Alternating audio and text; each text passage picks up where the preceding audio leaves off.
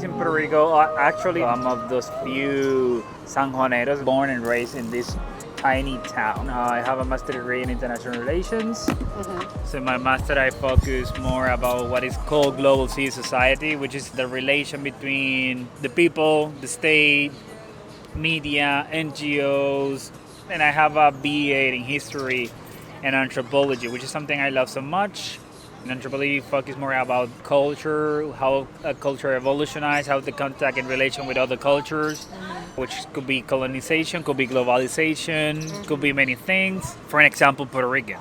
Because of our colonial status, to see a Puerto Rican move to the States could be seen as immigration, or could be also seen as just movement, because it's a U.S. citizen moving in the United States. No hay parentheses with our citizenship. Still, the Puerto Rican situation and also Virgin Islands is cruel.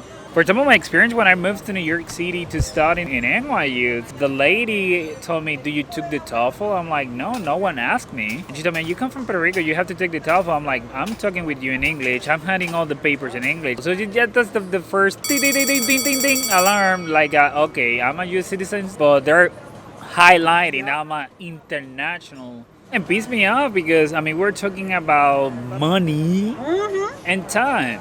So, okay, I passed that challenge. Then the other challenge was with one of my professors, which I know he was racist. Because in his class, he was like, "We don't appreciate, somos menospreciados."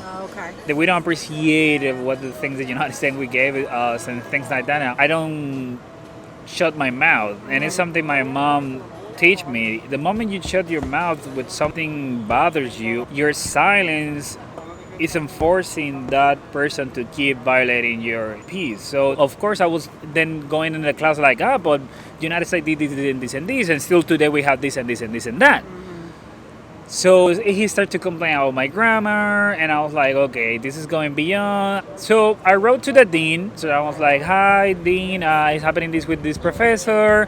I really want to have a meeting with you just to see what we can do so I can fix my grammar issues." So in that meeting, that professor was shamed because the dean was like, "I don't see any problem on his essays." I addressed my complaints also about his comments. In the end, the professor changed his behavior with me. But yeah, it was an uncomfortable experience. Because, I mean, I know a lot of people love New York City. Me, personally, I like it, but not for living. For me, New York City is literally like Hector Lavoe said. La calle es una selva de cemento. It's a concrete jungle. And for me, from the beginning of the time, I was feeling the jab in my face. Yeah. For me, part of why I speak the way that I speak is growing up, I had so much pride in the fact that I spoke English. That was part of my identity. I was like, yeah, I'm a citizen. And Puerto Ricans think they're better than all of them because they're citizens. Well, when I was in high school, that was the dream. You know, you're going to graduate high school, you're going to go to the States, and I swore I was never going to come back. That was just the plan. That had always been the thing that was ingrained in my mind. That, allá afuera es donde vas a encontrar todo lo que estás buscando.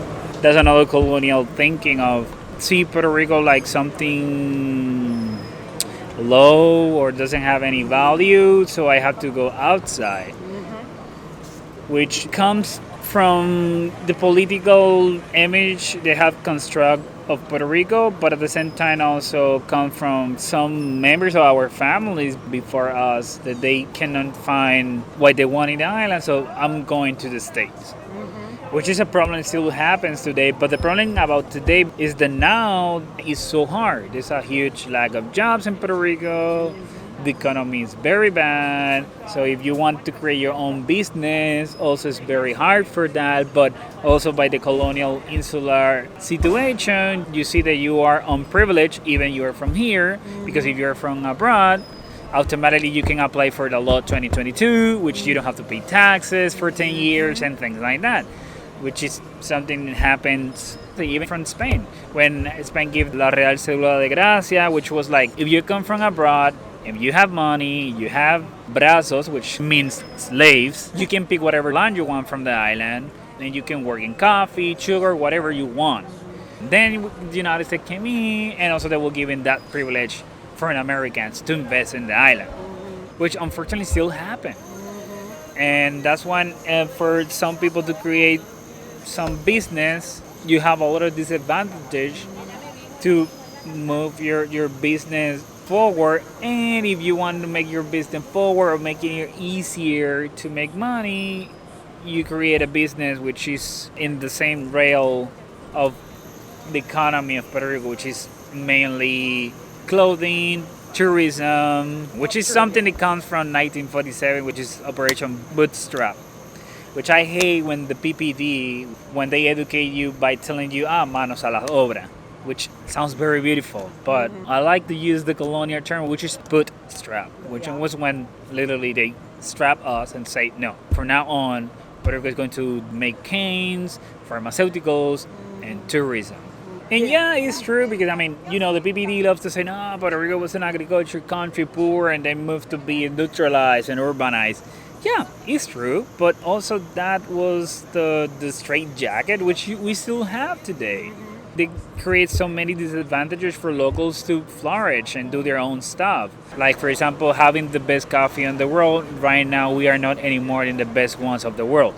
From being one of the main sugar producers of the world and having the best technology in sugar mills, now we don't have that. Because when the United States invaded Puerto Rico, the main source of income of Puerto Rico was focused on the coffee. Because the Spaniards discovered that our land and our sun was making a good bean. And that's why the coffee of Puerto Rico was among The most procured in the world, right? Yeah, I mean, even the Vatican was buying directly. The Vatican was buying among 60,000 quintals. Quintal is a measure of 100 pounds of coffee. So we're talking a lot of coffee by year. But the United States came out here. They didn't care about our coffee. They just wanted the sugar from the island because the United States in that time they were aging to get control of the sugar in this hemisphere. Sugar got a lot of privilege like lower taxes or sometimes no taxes to export, etc. So coffee owners have to sell a very expensive product which wasn't blessed, to put it in that way, by the United States. So you have the cabotage laws, we have them, which is the famous Jones Act of 1917. Besides the control of the shipment in Puerto Rico, they had to pay high taxes to export their coffee. So they were losing more than what they were gaining. So some of those haciendas, what they did was to sell their lands or move their product to sugar. So that's why there was a degrowth of the coffee. The Jones Act, beside that, was to give the citizenship to Puerto Ricans. It doesn't matter if you're born here or in the main island. Since 1917, all the Puerto Ricans automatically have the U.S. citizenship, which is very interesting because they gave us the U.S. citizenship when the United States was going to the First World War, and also in that time was the draft. So if you have 18 years old and you have U.S. citizenship, you have to serve. So they sent a lot of Puerto Rican troops to Europe. Most of them didn't manage the English, which was another huge struggle for them, plus that the racism of Europe Puerto Rican. Since the invasion of the United States, even until Israel Ayala came in, no one could wave or show the Puerto Rican flag. Something just simple as that. The Gag Law, which in Spanish La Ley de Mordaza, which comes from 1948 because the independent party was getting very strong. It's not about violence, because that's something also we have to be marking the history, because the government had worked to consolidate that image that the independent was a bunch of terrorists. Yeah, the independent movement used violence, but they used violence because the state was using violence against them. I mean, let's go chronologically. In the 30s, the massacre of the students in the UPR, the massacre in Ponce, which when happens the massacre of Ponce, that governor was sent by the United States to suffocate the protests and the labor movements in Puerto Rico, especially from the sugar laborers, because sugar employees in Puerto Rico, they were paid way lower than any employee in the United States. And was because, of course, the United States wanted to have the sugar at very cheap prices so they can sell it all the price they wanted. Puerto Rico still today the minimum wage is lower than any state of the United States. What's the minimum wage? $7.25 per hour. $7.25. It is amazing that people ask the government to raise that minimum wage, and the government, the way they address that is to ignoring us or use the same technique they have been using since the beginning, which is oppression. So the police rather to be an instrument to protect our rights is totally the opposite. It's to protect these social, this social structure, which again only benefit the privileged. So rather to create an economy which is auto-sustainable and focusing in the local needs, is totally the opposite because it's dependable and focused on the needs of the United States. There's too much austerity here in Puerto Rico, which keeps struggling and strangle the pockets of locals. $7.25. So where they have to go? To Walmart, Costco, Sam's, Yep. which they're bringing their products from where? California, Mexico, and many countries, which keep marginalizing the ones that are already marginalized. Which is why then this election in particular is so important.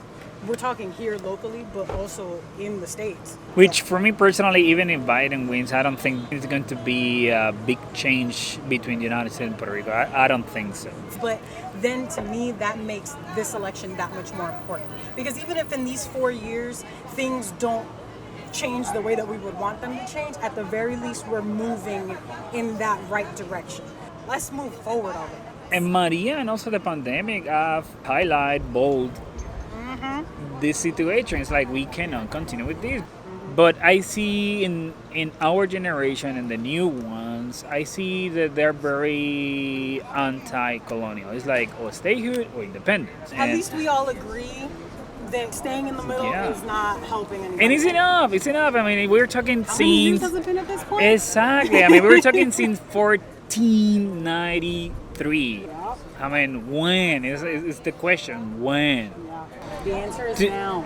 to- Vote, guys. Yeah. But in the meantime, tell them who you are and like where they can find you. Right now, I have a newsletter. It's not a blog. It's called Crítica, which is critique in Spanish. Crítica is in Substack. Substack is the newsletter. My Instagram is Israel Ayala PR. Or you can find me in Facebook, which is Israel Melendez Ayala with the accent in the E. Or in Twitter, which is Israel Ayala 144. So you can follow me through that.